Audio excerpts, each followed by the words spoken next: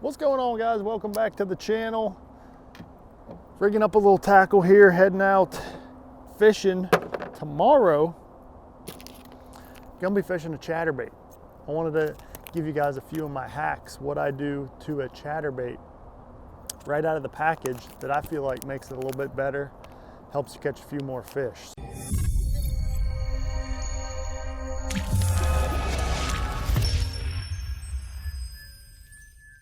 You know, this is a bait that you could just tie on right out of the package, but there's a couple things that I like to do that just help it excel and get a little bit better action and help you catch even more fish. So let's jump in and I'll show you everything I do to a chatterbait. So first off, you got to take it out of the package.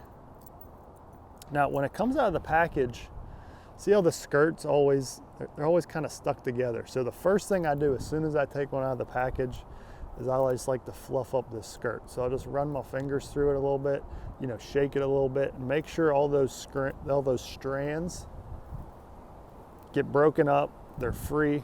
That way, when this bait's swimming in the water, all those skirts are free, and it just makes it look so much better in the water when all those skirts are free. So that's the first thing I'm gonna do.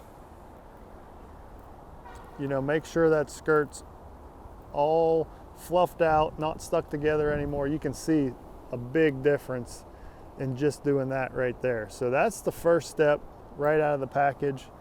Second step, it comes with this nice cool fish attractor on here, so you want to make sure you get rid of that.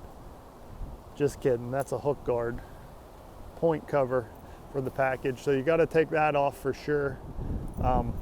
You know, that is going to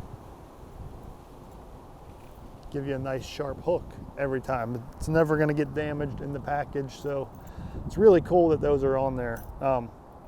Now if you look at that hook point is almost folded down a little bit, so I actually like to take some pliers and just open it up just a tiny bit, because I want that gap to be a little bit wider. I don't want that hook point pointing down. I want it to be more level with the bait. So I just open up that hook just a little tiny bit. It helps you get a little bit better hookup ratio when one just swipes at it, doesn't quite eat it all the way. And that right there will help you land more fish for sure. All right, now we're getting down to the rigging. So let's tie it on here.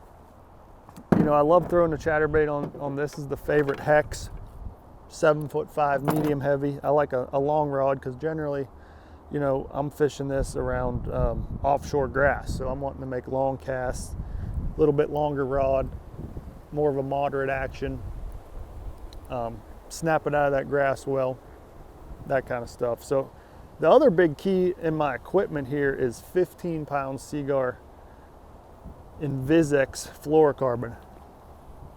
So I like that in 15-pound because it's a little bit thinner. You know, a lot of guys like throwing it on 17 or even 20, but that 15-pound allows the bait to get a little bit deeper without having to slow down near as much. So you're able to wind it at a pretty good click, and it still stays down in the water column and not trying to rise up to the surface. All right, so I got him tied on there.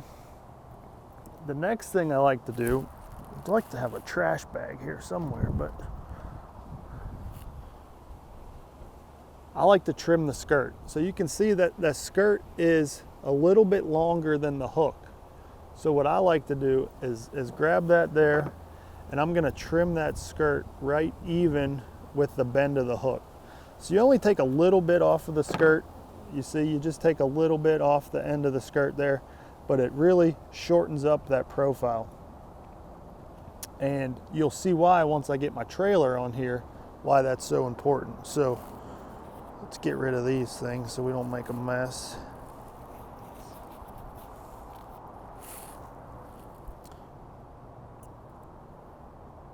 Yeah, that's beautiful there.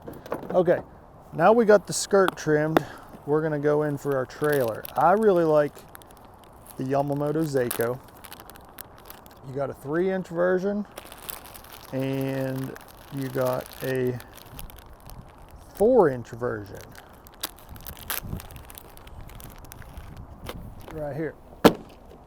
So just looking at these, you can see that is a huge difference. So this is the 4-inch, this is the 3-inch. Personally, I like the 3-inch. I like the little bit smaller trailer, because what it does is it allows the bait to dance and hunt a little more in the water. So you take this little 3-inch Zaco, rig him up. You want to make sure he's straight. Let that hook come out there.